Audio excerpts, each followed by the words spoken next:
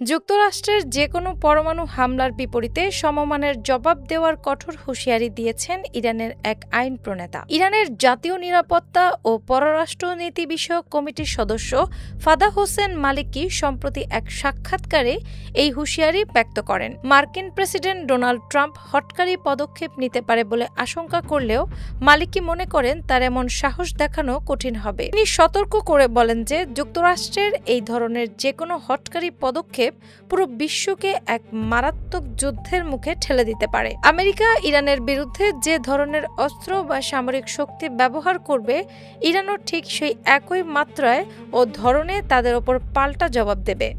ইরানের হাতে সরাসরি পারমাণবিক অস্ত্র আছে কিনা সে বিষয়ে মালিকি স্পষ্ট কিছু না বললেও তাদের কাছে যে বহুবিধ বিকল্প রয়েছে তা নিশ্চিত করেছেন। তিনি আরও জানান যে ইরানের অনেক শক্তিশালী সামরিক সক্ষমতা ও গোপন অস্ত্র রয়েছে যা এখন পর্যন্ত প্রকাশ্যে আনা হয়নি।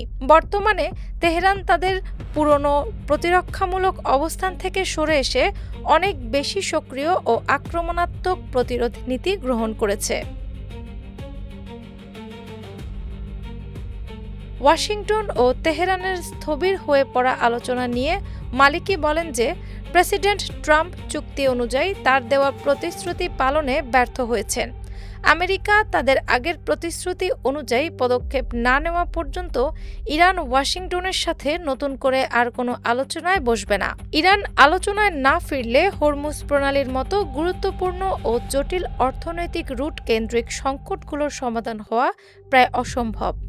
ওমানের মধ্যস্থতায় চলমান আলোচনার বিষয়ে তিনি স্পষ্ট করেন যে এটি একটি পৃথক দ্বিপাক্ষিক বিষয় এবং সেখানে যুক্তরাষ্ট্রের উপস্থিতি তারা সরাসরি প্রত্যাখ্যান করেছে। উল্লেখ্য, যুদ্ধ বন্ধ ও চূড়ান্ত চুক্তি স্বাক্ষরের লক্ষ্যে গত জুনের মাঝামাঝিতে পাকিস্তানের মধ্যস্থতায় ইরান যুক্তরাষ্ট্র একটি সমঝোতা স্মারক স্বাক্ষর করেছিল। তবে পরবর্তী সময়ে সেই সমঝোতা বাস্তবায়নে নানা মতবিরোধ দেখা দেওয়ায় দুই দেশের মধ্যে কূটনৈতিক আলোচনা সম্পূর্ণ বন্ধ হয়ে যায়। গত ২৮ ফেব্রুয়ারি যুক্তরাষ্ট্র ও ইসরায়েল যৌথভাবে ইরানে হামলা চালানোর পর থেকেই মধ্যপ্রাচ্য জুড়ে নতুন করে ভয়াবহ সামরিক উত্তেজনা ছড়িয়ে পড়েছে। ডেস্ক রিপোর্ট, বাংলাবাজার পত্রিকা।